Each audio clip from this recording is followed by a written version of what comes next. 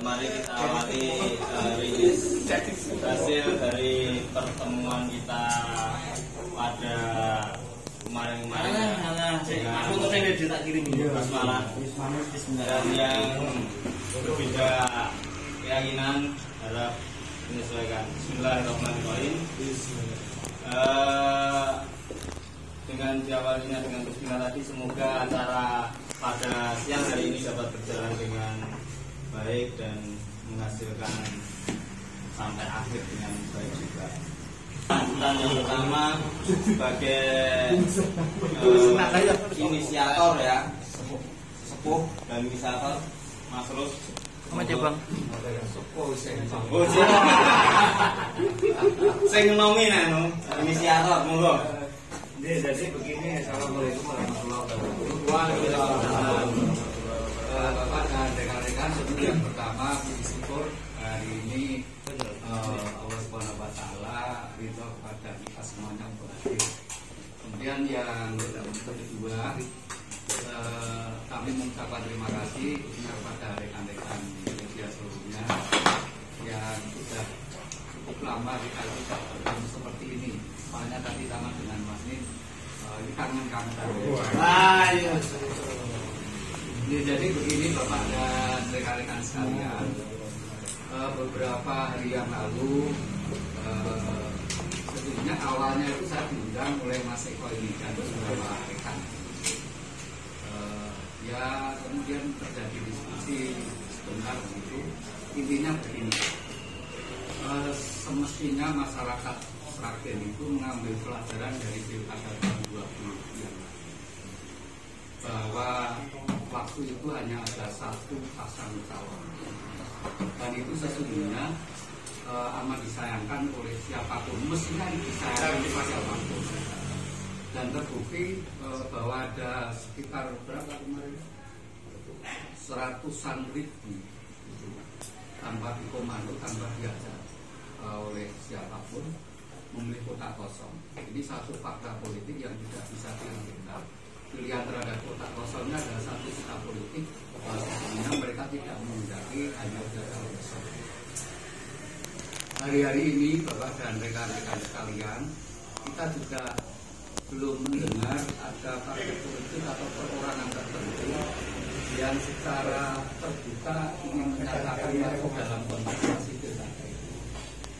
Padahal sesungguhnya partai politik itu dalam salah satu fungsi dan tugasnya adalah melahirkan, memunculkan pemimpin-pemimpin masyarakat. Mereka nampaknya hanya menggunakan haknya saja, tapi tidak memenuhi kewajiban. Oleh karena itu kami diskusi ringan kemarin ya intinya begini, mendorong rekan-rekan partai politik, meskipun kami paham bahwa saat ini mereka energi mereka tercurah untuk pileg dan pilpres, tetapi agenda pilkada yang tinggal 1 tahun ini mestinya juga sudah mereka rencanakan secara baik lah. Agar itu tadi kegagalan partai politik menampilkan calon di pilkada tahun 20 itu tidak terulang.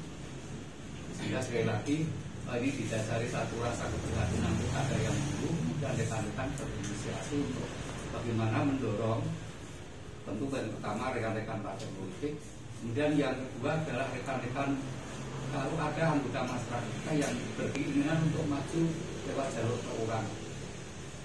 Kami nanti akan membuat satu yang meluaskan jaringan presiden agar siapapun yang merasa pantas, layak atau punya keinginan kami menjadi pemimpin akan coba kita dorong ke ruang publik dan agar mereka nanti akhirnya berkontestasi. Kerugian rakyat jelas kalau tidak ada calon yang maju kecuali hanya satu pasang calon. Rakyat kehilangan kesempatan untuk mencoba gagasan-gagasan dari para calon-calon itu. Kemudian calon yang terpilih pun juga kita tidak usulkan di pilihan yang lain, maka calon ini. Dan belum tentu calon yang hanya satu itu adalah sesungguhnya calon terbaik. Padahal rakyat Sragen membutuhkan pikiran-pikiran segar, ide-ide, gagasan-gagasan segar untuk bagaimana Sragen ini bisa lebih maju. Apalagi kalau ada keprihatinan lain, misalnya kita masih berkutat menjadi daerah menjadi kabupaten termiskin keseluruhan.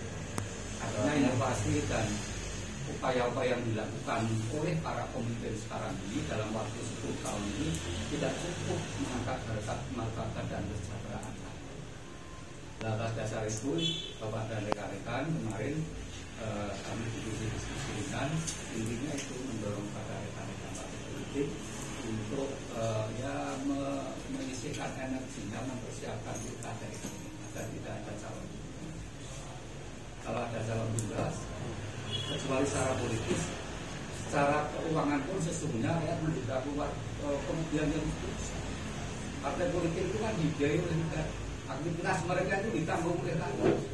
Karena seluruh partai politik yang mendapatkan kursi, dia dibiayai oleh negara, dipelihara oleh negara. Mereka terima hak keuangan, tapi kewajiban menampilkan kepemimpinan rakyat tidak dilakukan. Ya ini kan sesuatu yang egoisme rekan-rekan partai politik ini solusinya di pilkada 2024 besok tidak terjadi. Berapa puluh miliar keuangan rakyat ini melalui APBN dan APBD ini terserap untuk memelihara dan membiayai aktivitas partai politik. Tapi ketika butuh pemimpin, mereka diam saja dan enak saja menyatakan bahwa karena mencalonkan itu hak, ya sudah kami menggunakan hak untuk tidak mencalonkan. Yang mengapa mereka tidak berbicara wajib menyampaikan kepemimpinan pemahaman tapi tidak mau menjalankan itu. Jadilah Bapak dan rekan-rekan motivasi kami semua untuk bagaimana sekali lagi mendorong rekan-rekan partai politik dan perorangan yang nanti tidak disarangi dan kami kemudian juga persoalan-persoalan yang lain yang mengkondisikan kami ini tidak dalam kepentingan siapa-siapa begitu, tidak juga bekerja bagi kepentingan orang atau partai, tidak, kami insya Allah kami independen. Dan kalau toh misalnya nanti tidak ada partai politik yang mencalonkan berani melakukan kontestasi, ya mungkin presidium ini nanti akan menjadi sebagai sebuah kekuatan rakyat. Mungkin nanti kami akan mencari-cari kekuatan simbol-simbol keuangan masyarakat yang sekiranya nanti bersedia mau dan mampu untuk menggerakkan kekuatan rakyat dan menjadi kontestan. Jadi itulah Bapak dan rekan-rekan pemikiran yang coba kami ingin sharing dan sosialisasikan kepada seluruh masyarakat agar mulai sekarang, karena 1 tahun itu waktu yang sangat cepat. Apalagi kalau independen itu Februari sudah harus melakukan aktivitas, karena 6 bulan sebelum pilkada itu sudah harus terverifikasi. Sesungguhnya untuk independen ini sudah waktu yang pas, ini sudah waktu yang mepet. Mungkin saja sesi Taryono sebagai pembatas. Kemudian cara yang ketiga yaitu pembacaan rilis dari Presidium Rakyat Sragen pada Saudara Eko. Kami silakan. Assalamualaikum warahmatullahi wabarakatuh. Sekarang partai politik di Sragen untuk menampilkan kontestasi pilkada tahun 2020 sebenarnya menjadi pembelajaran politik yang berharga bagi partai politik. Pilkada tahun 2020 yang hanya diikuti oleh sepasang calon tunggal. Salah satu tugas partai politik adalah melahirkan dan memunculkan calon-calon pemimpin bagi rakyat, dan untuk kepentingan tersebut eksistensi dan aktivitas politik di dan dibiayai oleh negara melalui APBN, APBD. Dengan demikian, apabila partai politik tidak dapat menjalankan tugas dan fungsi tersebut, maka hal ini secara konstitusional merupakan dan menghilangkan hak memilih rakyat dalam kontestasi pemilu pilkada. Untuk menyongsong dan menghadapi pilkada yang rencananya diselenggarakan tahun 2024, kami yang tergabung dalam Presidium Rakyat Sragen untuk kontestasi pilkada 2024. Dengan ini mengharapkan kepada segenap elemen masyarakat, khususnya partai politik, untuk mempersiapkan dan masing-masing menyiapkan kader-kader terbaiknya untuk bersedia, berani, dan memenuhi kewajiban konstitusional tampil sebagai kontestan atau kandidat calon bupati dan wakil bupati.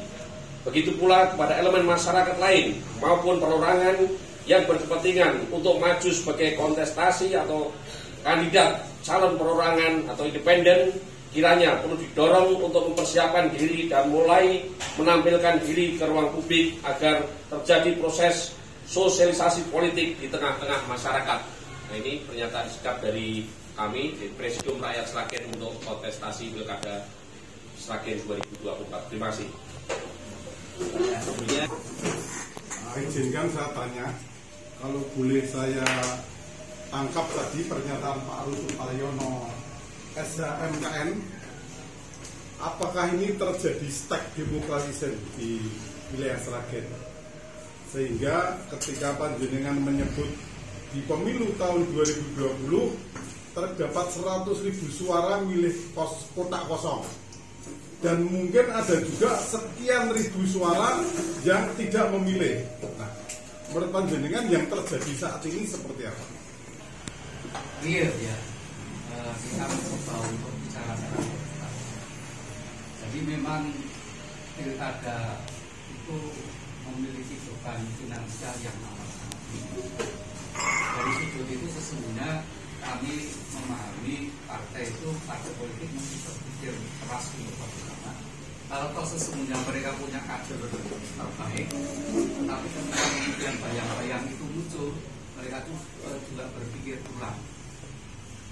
Jadi dari sisi itu saja kami sesungguhnya memahami ketika partai-partai politik itu punya keengganan atau ketidakberanian menampilkan kader-kader partai.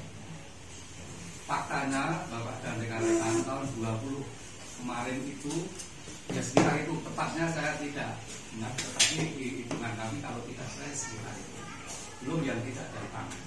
Itu saja sesungguhnya masyarakat waktu itu hampir di setiap tempat itu kita dapati pemberian sejumlah uang yang terkenal dia dari 20-an euro mungkin tahun ini.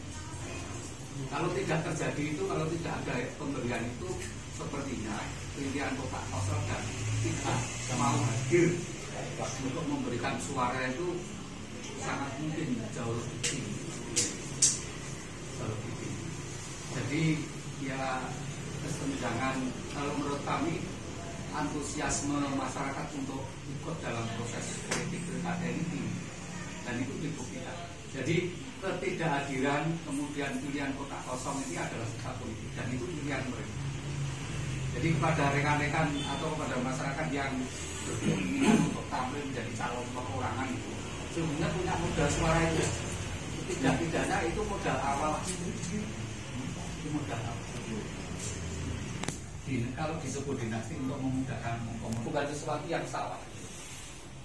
Bahwa seseorang kemudian orang tuanya, kemudian anak-anaknya, kemudian saudaranya, ponakannya ditampilkan terus menerus, itu enggak, itu tidak ada yang bisa. Tergantung nanti bagaimana reaksi dan respon politik yang diperlihatkan oleh masyarakat, apakah bisa menerima apa. Jadi sesungguhnya kita tidak sedang berhadapan dengan sekelompok kekuatan politik yang memiliki kemampuan yang tinggi, tetapi kita sedang mendorong kesadaran politik masyarakat.